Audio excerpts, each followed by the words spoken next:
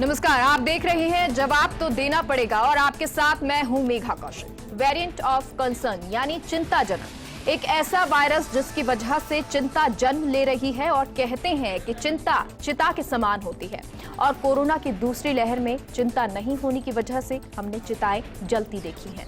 हर कोई उस वक्त कह रहा था ओह माय गॉड, लेकिन अब हर कोई भगवान को याद करते हुए कह रहा है कि ओह माइक्रोन ये वायरस है जो देश में दस्तक दे चुका है और हम लापरवाह हो चले हैं, ना सतर्क हो रहे हैं ना सावधान। और जो सोच रहे हैं कि वैक्सीन ने सुरक्षा कवच दे दिया है, उनको बता दें कि WHO कहता है कि ये वैक्सीनेटेड लोगों को भी अपनी जद में ले सकता है, डेल्टा से 5 गुना तेजी से फैल सकता है और जिनकी रोग प्रतिरोधक क्षमता कम है उनको आसानी से शिकार बना सकता है। राजस्थान में भी दक्षिण अफ्रीका से आए 4 लोग कोरोना पॉजिटिव मिले हैं।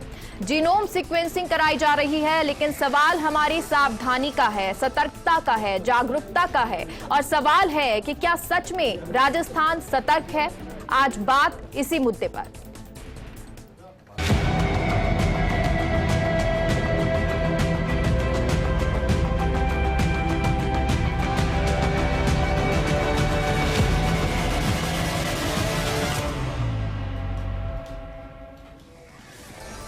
हम कह सकते हैं कि राजस्थान सतर्क नहीं है क्योंकि आधी आबादी मास्क लगा नहीं रही है और जो लगा रही है उनमें कितने N95 मास्क लगा रही हैं ये आंकड़ा 10% से ज्यादा नहीं लगता, जबकि ओमिक्रॉन अगर आया तो ये हवा से हवा में फैलता है। और ऐसे में हमें कौन सी सावधानी बरतनी होगी, कितनी गंभीरता रखनी होगी, इस मुद्दे पर बात करने के लिए हमारे साथ मौजूद हैं, हमारे गेस्ट स्टूडियो में मौजूद हैं doctor Jagdish Singh, senior professor paediatric SMS medical college, doctor Harshvardhan, senior professor SMS medical college और doctor SS Rathore, principal SN medical college. आप तीनों का बहुत बहुत स्वागत है। और सबसे पहले जगदीश जी, आपसे जानना चाहेंगे, ओमिक्रॉन भारत में दस्तक दे चुका है, कितना खतरनाक इस वायरस को माना जाए?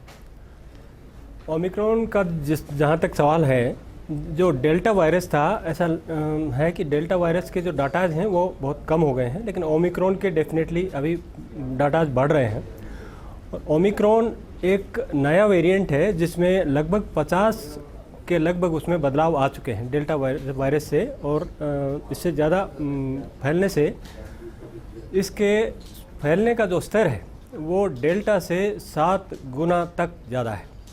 लेकिन ये तेज़ी से फैलने वाले वायरस यूजुअली माइल्ड होते हैं, ये अभी स्टडी आना थोड़ा बाकी है। और ख़ास करके चूँकि मैं बच्चों का डॉक्टर होने के नाते और मैं श्वसन रोग से रिलेटेड कार्य में देख रहा हूँ जी, तो हमने बच्चों में इस तरह की जो पहली लहर में और दूसरी लहर में दोनों में ही बच्चों पे बहुत ज़्यादा इसका प्रभाव नहीं देखा गया है, क्योंकि बच्चों का जो इम्यून सिस्टम है वो उस वक्त डेवलप हो रहा होता है और इम्यून सिस्टम रिवॉल्व हो रहा होता है, तो इस दौरान जो है वायरसेस के अटैक जो है कम होते हैं और बहुत सारी वायरसेस के जो इम्यून सिस्टम से जो इंटरेक्ट करती हैं, जो उनसे आपस में जो उनका इंटरेक्शन होता है उससे वो स्वतः ही उस पर इन्फेक्शन से वो मुक्त हो जाते हैं जी। तो बच्चों में मैं ये कहना चाहूँगा, बच्चों में इसका संक्रमण होता है, वो एक दूसरे को फैलाने में सहयोग कर सकते हैं, लेकिन उनके खुद के सिम्टम्स इसमें कम आ रहे हैं जी। लेकिन ये अभी ओमिक्रॉन की शुरुआत है, ऐसे में चाहे WHO के डॉक्टर हों वो भी अभी इस चीज़ को लेकर कंफर्म नहीं है कि ये किस हद तक फैलेगा या कितना खतरनाक हो सकता है। डॉक्टर हर्षवर्धन जी, आपसे जानना चाहेंगे, क्या हम वाकई में तैयार हैं इसको लेकर? क्योंकि ओमिक्रॉन के अगर दक्षिण अफ्रीका की बात करें या अलग अलग बहुत सारे देश हैं जहाँ पर वो दस्तक दे चुका है, क्या हम लोग तैयार हैं इसके लिए? सबसे पहले तो मैं कुछ नॉलेज ओमिक्रॉन के बारे में बताना चाहूँगा जी। ओमिक्रॉन जो वर्ड है ये लैटिन भाषा का वर्ड है और एक वहाँ की अल्फ़ाबेट होती है, उसका 15th वर्ड है ये, उन्होंने जो लिया। 24 नवंबर को ये फर्स्ट रिपोर्ट हुआ ये वायरस WHO को, और उसके बाद में इसका 26 को इसका नामकरण जो ओमिक्रॉन कर दिया गया जी। 26 से लेके और अभी तक, यानी कि आज 3 दिसंबर है, ये almost 30 countries of the world में फैल चुका है। लेकिन यहाँ पर एक बात यह है कि 30 कंट्री में फैल चुका है, लेकिन total number of the cases हैं वो 379 समथिंग है अभी। तो उससे लगता है कि इसमें दो चीज़ यहाँ पर है। एक तो ये है कि पता अपने को 24 को ही मालूम पड़ा ऐसा नहीं हो सकता, बिकॉज ये वायरस पहले से वहाँ चल रहा होगा लेकिन किसी को इसके बारे में मालूम नहीं होगा। लेकिन थोड़ा सा डिफरेंट बिहेवियर जब इस वायरस का लगा तो उन्होंने इसको इन्फॉर्म किया, इसको स्टडी करने की कोशिश किया कि ऐसा क्यों है ये। तो उसके बाद पता पड़ा कि ये डिफरेंट वेरिएशन के साथ में आया है वायरस है और ये अलग से एक बिहेव शो कर रहा है। लेकिन सबसे अच्छी बात यह है कि उस बिहेवियर में जो इसका वायरस का जो बिहेवियर पैटर्न है उसमें ये कि बहुत ज़्यादा सीरियसनेस नहीं दिखा रहा है ये। एक चीज़ ये, दूसरी चीज़ ये आई उसके अंदर कि एक पर्सन से दूसरे पर्सन में फैलने की जो पावर है वो थोड़ी सी कम है as compare to delta virus. और तीसरी बात ये है कि बहुत ज़्यादा सीरियस सिम्टम्स और बहुत ज़्यादा ऑब्वियस सिम्टम्स देखने को नहीं मिल रहे हैं पेशेंट्स के अंदर। लेकिन सर ये कहा भी जा रहा है कि ये जो वायरस है वो डेल्टा वायरस से ज़्यादा फैलता है, 5 गुना ज़्यादा फैल रहा है, तो क्या ये सही नहीं है? देखिए, फैलना एक अलग चीज़ है, फैल के चला जाता है वायरस, वो एक डिफरेंट चीज़ है।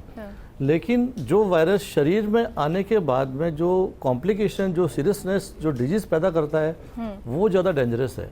एक बार वायरस चला जाएगा, आपको जुकाम खांसी हल्का फुल्का हुआ और आप बिल्कुल फ्री हो गए उससे, बिकॉज आपकी बॉडी की इम्यूनिटी अभी तक इतना डेवलप हो चुकी है कि जितना जो सेकंड वेव आई थी उसमें डेल्टा वायरस का जो कहर था वो ऑलमोस्ट सारे वर्ल्ड में, पूरे वर्ल्ड में झेला है उसको, पूरे वर्ल्ड ने टॉलरेट किया है। तो कुछ ना कुछ इम्यूनिटी उसका रहेगा और कुछ ना कुछ इम्यूनिटी वो उसमें पार्ट प्ले करेगा उसके अगेंस्ट फाइट करने के अंदर। बिल्कुल, यानी कि अगर आप वैक्सीनेटेड है तो उसका फायदा आपको मिलेगा। Definitely. जी डॉक्टर एस राठौर जी, क्योंकि वैक्सीनेशन की हम बात कर रहे हैं कि वैक्सीनेटेड अगर आप हैं और जिन लोगों ने दोनों डोज लगाई हैं उनको हो सकता है कि ये प्रभावी रहे, या जो ओमिक्रॉन अगर आपको हो भी जाता है तो आपको इतना असर नहीं करेगा। तो क्या वैक्सीनेशन वाकई हमारे लिए प्रभावी रहेगा, और क्या उस गति से ये वैक्सीनेशन अब चल रहा है जो पहले बात चल रही थी कि सेकेंड वेव है और वैक्सीनेशन तेजी से करना है, क्या अभी और तेजी लाना जरूरी है?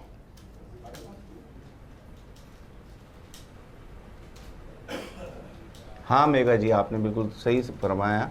एक्चुअली जो वैक्सीनेशन जो गति दूसरी वेव में पकड़ी थी वो गति अब नहीं है।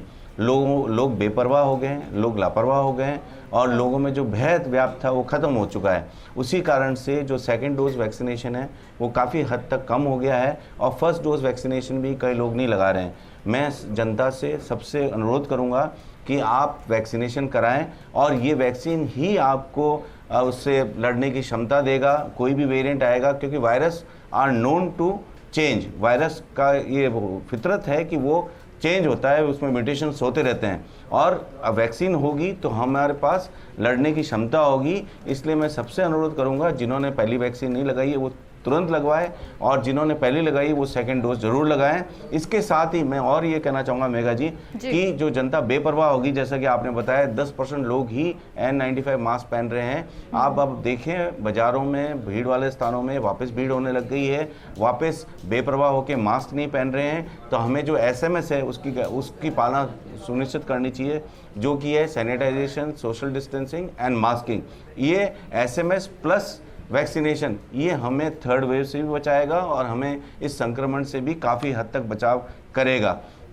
जी, तो बचाव आपका हो सकता है अगर आप वैक्सीनेशन करवा लेते हैं। और क्योंकि ऐसी बहुत सारी जगह देखने को मिली जब, क्योंकि अब कहा गया कि चलिए अब कोरोना जो है वो कम होने लगा है, तो ऐसे में लोगों ने क्या किया कि पहले डोज तो लगवा ली और सेकंड डोज के लिए लोग पहुंचे ही नहीं। क्यों डॉक्टर जगदीश जी, ऐसा वाकई में देखने को मिला? बिल्कुल, आप बिल्कुल सही कह रही हैं, क्योंकि ये देखने में इंडिया वाइड अभी 34% ही दोनों वैक्सीन लगी जी, और 65% को लगभग सभी एक वैक्सीन सिंगल लगी है।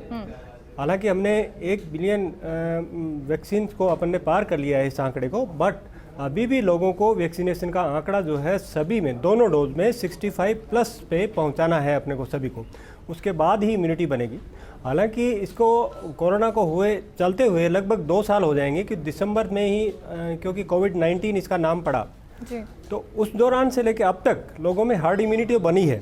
लेकिन हार्ड इम्यूनिटी के साथ साथ वैक्सीनेशन को भी अपने स्ट्रॉन्ग करते चले जाएंगे तो ही इसका फ़ायदा होगा।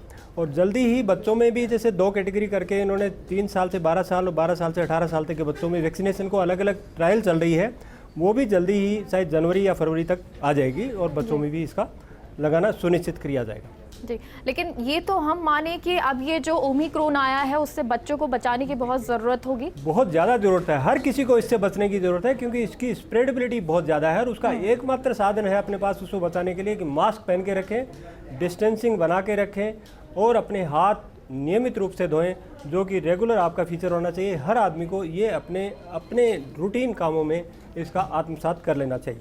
जी, तो आम लोग को क्या करना चाहिए ये आपने बताया डॉक्टर, लेकिन डॉक्टर हर्षवर्धन, सरकार प्रशासन जिस तरह से RT-PCR टेस्ट कर रहे हैं या जो एयरपोर्ट पर लोगों की जांच की जा रही है, हालांकि सबकी नहीं की जा रही है, रैंडमली की जा रही है, क्या वो काफ़ी है अभी? देखिए, RT-PCR का जहाँ तक कंसर्न है, केवल detection of the cases specially from the higher endemic zone, यानी कि जहाँ पर ये बीमारी ज़्यादा है, लाइक ये जैसा अभी केसेस मैक्सिमम मैं देख रहा था कि साउथ अफ्रीका में अराउंड 183 केसेस अभी डिस्कवर हुए हैं, घाना में डिस्कवर हुए, साउथ अफ्रीका में सारे में सब जगह काफ़ी केसेस डिस्कवर हुए। तो जो लोग वहाँ से आ रहे हैं उनका एक्टिव सर्विलेंस बहुत ज़रूरी है। पॉसिबल अगर हो तो उसको कुछ समय तक बैन कर सकते हैं, लेकिन वहाँ से आने वाले लोगों का सर्विलेंस बहुत ज़रूरी है और उनको टोटल स्ट्रिक्ट क्वारंटाइन में रखना भी बहुत ज़रूरी है, क्योंकि इस कोरोना और एनी वायरल डिजीज़ के साथ में एक ही प्रॉब्लम है कि जो एंडेमिक जोन से नॉर्मल जोन में आ रहा है उसको वहीं के वहीं रोक दिया जाए जी। सबसे इम्पॉर्टेंट चीज़ वही है। ये जो सेकेंडरी प्रिवेंशन अपन बता रहे, मास्क लगाना, ये उन पॉपुलेशन के लिए जो इफेक्टेड नहीं है जी। लेकिन जो लोग एंडेमिक एरिया से और नॉर्मल एरिया में आ रहे हैं तो उनको वहीं स्टे करना चाहिए, उनको एक्टिव सर्विलेंस करके उनके साइन सिम्टम को स्टडी करके, कुछ माइल्ड सिम्टम भी तो नहीं है, RT-PCR क्या नेगेटिव है या लेटेंटली पॉजिटिव है, फॉल्स पॉजिटिव, व्हाटएवर, तो वो स्टडी उसको कंप्लीट करना चाहिए, पहली बात। दूसरी बात ये है कि जहाँ तक ओमिक्रॉन वेरिएंट का सवाल है, इसके बारे में अभी बहुत ज़्यादा, बिकॉज 26 से लेके अगर अपन देखें और आज 3 दिसंबर हुआ है, तो बहुत ज़्यादा इसके बारे में अभी भी स्टडी नहीं हुआ है, ना पता है लोगों को कि ये कैसे बिहेव करेगा। तो इसके लिए एक समय चाहिएगा। हो सकता है कि हम आगे आने वाले 10 दिन में बहुत ज़्यादा थोड़े वाइज होंगे कि इस वायरस के बारे में और ज़्यादा अच्छे से लेकिन सर अभी बहुत ज़्यादा इसका खतरा नहीं दिखा है, डेथ रेट भी कुछ अभी सामने नहीं आई है, लेकिन क्या हो सकता है कि आने वाले टाइम में ऐसा ये खतरनाक जैसे डेल्टा वेरिएंट था उस तरह की तस्वीर सामने आए? देखिए, जो भी केसेस अभी तक रिपोर्टेड हुए हैं इसके 30 कंट्रीज़ में 375 केसेस समथिंग जो हैं, उसमें कोई भी सीरियस सिम्टम्स का केस नहीं है, पहली बात। दूसरी बात यह है कि not even a single death has been reported with this virus. So इससे ये लगता है कि बहुत ज़्यादा ये डिवेस्टेशन, मतलब बहुत ज़्यादा नुकसान ये वायरस नहीं करने वाला। प्रिलिमिनरी रिपोर्ट्स है ये, मैं उनको देख के ये बोल सकता हूँ कि बहुत ज़्यादा नुकसान ये वायरस नहीं होना चाहिए। और एक पर्टिकुलर पॉपुलेशन, जैसे सपोज जो वल्नरेबल है, लाइक जैसे डॉक्टर जगदीश ने बोला कि जो चिल्ड्रंस हैं उनको अफेक्ट ज़्यादा करने की पॉसिबिलिटी है, बिकॉज वो लोग इम्यूनाइज नहीं है अभी अपने।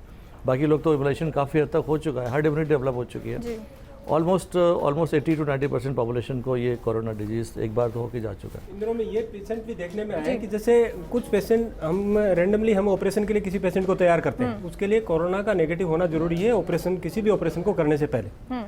तो ये एक्सीडेंटल डिटेक्शन भी है, जैसे कुछ लोगों को भेजते हैं और उनके कोरोना पॉजिटिव आ जाता है, बट उनके सिम्टम्स कुछ भी नहीं है, एसिम्प्टोमेटिक, लेकिन हम फिर उसका जैसे RT-PCR उसका पॉजिटिव कुछ केसेस में आता है, कुछ केसेस में नहीं आता है, लेकिन HRCT अगर उनका करवा के देखते हैं तो लंग्स को ये सीधा इन्वॉल्व करता है। ये थोड़ा सा चिंता का विषय है कि लंग्स को ये डायरेक्ट इन्वॉल्व करता है, जिसमें रेस्पिरेटरी सिम्टम्स नहीं आते हैं, स्मेल का कोई सिम्टम नहीं है, फीवर थोड़ा कम होता है या माइल्ड होता है जिसमें पता भी नहीं चलता, और सीधे फेफड़ों को इन्वॉल्व करता है। तो ये एक बहुत बड़ा चिंता का विषय है, क्योंकि अपने को अगर प्रिकॉशन इसी रूप में नहीं ली गई तो ये फैल ज़्यादा जाएगा। उसके बाद जैसे वायरस के जो अभी के इफेक्ट हैं वो हम देख पा रहे हैं, जिसके लिए स्टडी चल रही है, सब कुछ चल रही है, लेकिन कोरोना होने के बाद के जो इफेक्ट्स क्या आएंगे इस पर अपन नहीं कह सकते। अपन बिल्कुल लापरवाह नहीं हो सकते, रादर अपने को ज़्यादा एहतियात बरतने की ज़रूरत है कि इसमें पेशेंट्स को इस तरह की प्रॉब्लम्स ना आए और ये फैले नहीं जी। और उसके लिए आम लोगों को तो एहतियात बरतना पड़ेगा, जो कि नहीं दिख रहा है आजकल। आप कहीं भी चले जाए, क्योंकि 100% क्षमता के साथ हर चीज़ खोली गई है, तो लोग ज़्यादातर ऐसा होता है पब्लिक प्लेस में, चाहे वो गाड़ी से जा रहे हों, चाहे पब्लिक ट्रांसपोर्ट से जा रहे हों, चाहे वो मॉल में हो, हॉल में हो, पिक्चर हॉल में हो, कहीं भी हो, लोग मास्क लगाए हुए नहीं दिखते हैं। और ये शायद एक बार फिर से खतरनाक हो सकता है, जैसे डेल्टा वेरिएंट रहा था। डॉक्टर SS राठौर जी, जिस तरह डेल्टा वेरिएंट आया था भारत में, जो वेव दिखाई दी थी, क्या ये ओमिक्रॉन भी एक बार फिर से वेव लेके आएगा भारत में?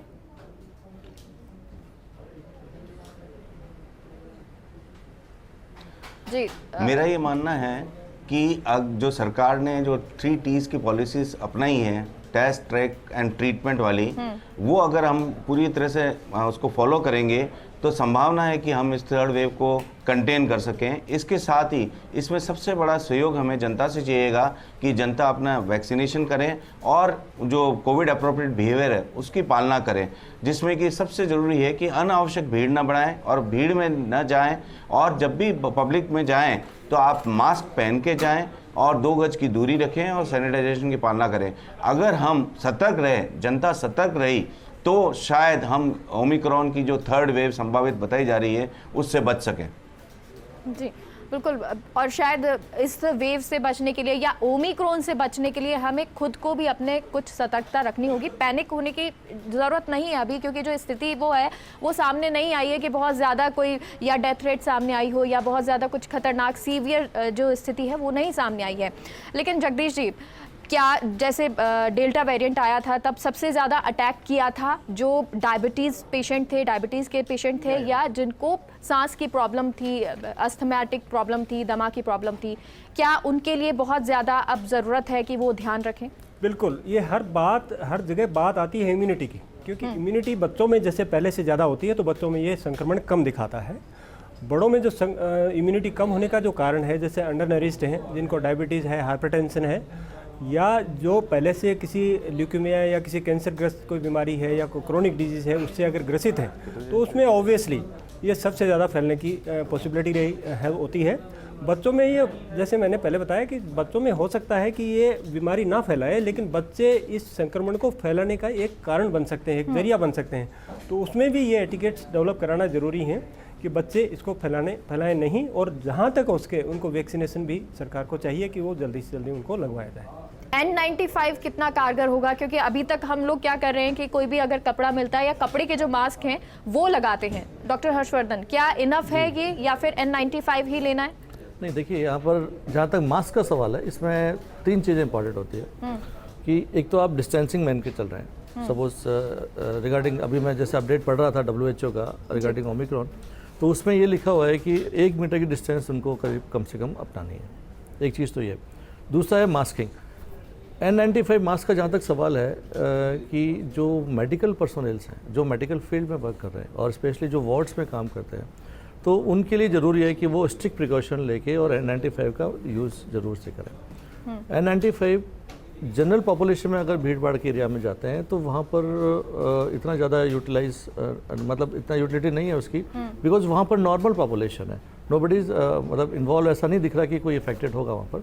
So you can use same with the triple layer but, because listen, यहाँ पर एक चीज़ ये है कि जो वायरस है वो वायरस तो सेम कोरोना वायरस ही है जी, लेकिन उसका जो एक सिंपल म्यूटेशन हुआ है वो केवल उसका जो स्पाइक प्रोटीन होता है उसमें म्यूटेशन है, और एक कुछ म्यूटेशन उसके सेल के अंदर है, मतलब उसके जो स्ट्रैंड्स होते हैं वहाँ म्यूटेशन है। सो केवल म्यूटेशन से हल्का सा जेनेटिक उसका जो जीनोम है वो चेंज हुआ है। वायरस इटसेल्फ वो सेम साइज़ का है, सेम उसका साइज है, सेम उसका शेप है, सब कुछ वैसा का वैसा है। सो इसमें प्रिकॉशन जो है अपने को सेम वही रखनी है जो अपन कोविड-19 जो डेल्टा वेरिएंट था उससे पहले जो आया, सारी की सारी प्रिकॉशन वही रखनी है। थोड़ा अपने को बस ये ध्यान रखना है कि जो हाई एंडेमिक एरिया से आ रहे हैं उन लोगों से थोड़ा सा डिस्टेंस से लेके चलना है अपने को जी। देखिए, क्योंकि अभी जो बाहर से लोग आ रहे हैं खतरा उन्हीं से ज़्यादा है और उसके लिए RT-PCR टेस्ट भी कराया जा रहा है, रैंडम सैम्पलिंग भी ली जा रही है जो दूसरे देशों से आ रही हैं।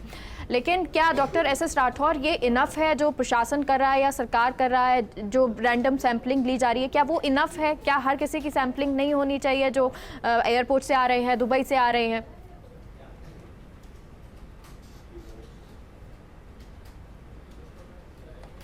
मेघा जी, आपने सही फरमाया कि जो सरकार कर रही है वो काफ़ी हद तक सही कर रही है कि एयरपोर्ट पे स्क्रीनिंग और सैम्पलिंग शुरू कर दी गई है। इसके साथ सरकार ने क्वारंटाइन और आइसोलेशन भी शुरू कर दिया है, जो कि उन देशों से आ रहे हैं जहाँ की ओमिक्रॉन बताया जा रहा है कि वहाँ है। तो इस तरह से देखें, सरकार अपनी तरफ से सारे प्रयास कर रही है। इसके साथ ही मैं ये भी कहना चाहूँगा जनता से और जो ट्रैवलर्स हैं कि अगर वो उस कंट्री से आ रहे हैं जहाँ की ओमिक्रॉन है, वो खुद को भी टेस्ट कराएं और अपना बताएं कि हम उस कंट्री से आए हैं। जैसे कि जो अभी 1 या 2 पेशेंट्स कर्नाटका में आए थे, उनकी ट्रैवल हिस्ट्री थी साउथ अफ्रीका से और उनका टेस्ट कराया तो वो पॉजिटिव भी आए। तो ऐसा देखेंगे, इस तरह से देखें कि सरकार ने सतर्कता बरतते हुए सही समय पर और ये स्टेप्स उठाए हैं, जिसके कारण कि जो भी 2-4 केस इंडिया में रिपोर्ट किए गए हैं वो तुरंत पकड़ लिए गए हैं, उनको आइसोलेट भी किया गया और क्वारंटाइन भी किया गया। जी सर, लेकिन क्या ये इनफ है या इससे ज़्यादा अभी और भी करने की ज़रूरत है? जी डॉक्टर हर्षवर्धन कुछ बोलना चाहिए। इसके लिए मैं यह कहना चाहता हूँ कि जीन सीक्वेंसिंग का जो इसके साथ ही सरकार ने जो एक और उचित कदम उठाया है, जो एयर सर्विसेज शुरू होने वाली थी, एयर सर्विसेज, उसको 15 दिसंबर से जो शुरू होने वाली थी उसको रोक दिया गया है। वो एक अच्छा कदम है इस थर्ड वेव को रोकने के लिए, क्योंकि अगर एयर सर्विसेज रिस्टोर हो जाती 15 दिसंबर से तो ये संक्रमण का हिंदुस्तान में आना संभव था। जी डॉक्टर हर्षवर्धन। यहाँ मैं एक बहुत बात ये कहना चाहता हूँ कि जो हाई एंडेमिसिटी से जो लोग आ रहे हैं, जो पॉजिटिव आ रहे हैं, उन सब का जीन सीक्वेंसिंग होना चाहिए। बिकॉज जीन सीक्वेंसिंग से ही मालूम पड़ता है कि ओमिक्रॉन है या ये नॉर्मल कोविड वायरस है। तो जीन सीक्वेंसिंग आपको बताएगा कि ये ओमिक्रॉन वेरिएंट है और ये कितने उसके बाद में हम उस पेशेंट्स को ज़्यादा सर्विलेंस में ले सकते हैं। उस पर स्टडी ये कर सकते हैं कि कौन कौन से सिम्टम इसको डेवलप हुए और कितने देर तक वो सिम्टम रहे और क्या क्या इफेक्ट ओमिक्रॉन वेरिएंट ने इसके शरीर पर किया। तो इसके लिए जीन सीक्वेंसिंग ही मेथड एक है जो ओमिक्रॉन वेरिएंट को आपको निकाल के अलग करेगा बाकी वायरस से। जी। तो मैं सजेशन ये है कि जीन सीक्वेंसिंग जो है थोड़ा सा और बढ़ाना चाहिए उसमें। और जैसे हमारे जयपुर में लेबोरेटरी SMS में तो जीन सीक्वेंसिंग जो पेशेंट्स पॉजिटिव आए हैं, सस्पेक्टेड थे ओमिक्रॉन से, उन सबको जीन सीक्वेंसिंग के लिए सबमिट किया गया। चलिए, तो जीनोम सीक्वेंसिंग जो है वो बढ़ानी चाहिए और शायद अभी जो स्थिति है उस हिसाब से सरकार भी जो RT-PCR टेस्ट कर रही है या जो स्क्रीनिंग की जा रही है वो काफ़ी हद तक ठीक है, लेकिन ज़रूरी ये है कि आम लोग, हम लोग जो हैं वो सतर्कता बरतें। पैनिक होने की जरूरत नहीं है, लेकिन ये वो वक्त है जो हम याद करें कि जब सेकेंड वेव आई थी, जब डेल्टा वेरिएंट आया था, तो किस तरह की स्थिति बन गई थी। वो स्थिति अब ना बने, हम पहले से ही सतर्क हो जाएं। इसके लिए जरूरी है आप मास्क लगाइए, सोशल डिस्टेंसिंग का पालन कीजिए, जो कोविड गाइडलाइन है उनका ध्यान रखिए। आप तीनों डॉक्टर्स का बहुत बहुत शुक्रिया। जी हर्षवर्धन जी कुछ कहना चाहते हैं? एक लास्ट बात मैं यहाँ कहना चाहता हूँ कि एक दर्शकों के लिए एक सजेशन ये है कि जो भी चीज़ें रिगार्डिंग ओमिक्रॉन सोशल मीडिया पे चल रहा है, कृपया उस बातों पर बिल्कुल ध्यान नहीं दें, क्योंकि इतने सारे मीम्स बन रहे हैं, उसका मजाक बन रहा है, ये बन रहा है। इन सब बातों से बिल्कुल आप दूर से हटें। जो भी है व्हाट्सएप पर या सोशल मीडिया, इंस्टा पर, जहाँ भी आता है, ओमिक्रॉन के बारे में नॉलेज को बिल्कुल ख़त्म करें। अगर आप वास्तव में इंटरेस्टेड है कि व्हाट इज़ ओमिक्रॉन, तो आप उसको सर्च करें, WHO की साइट निकालें, उस पर आपको ओमिक्रॉन के बारे में डिटेल एक एक चीज़ आपको कंप्लीट पता पड़ जाएगी। जी, यानी कि ऑथेंटिसिटी होना बहुत ज़रूरी है। बहुत बहुत शुक्रिया डॉक्टर साहब सभी का हमसे जुड़ने के लिए। और फिलहाल के लिए हमारे खास प्रोग्राम में इतना ही। आप देखते रहिए फर्स्ट इंडिया न्यूज़। नमस्कार।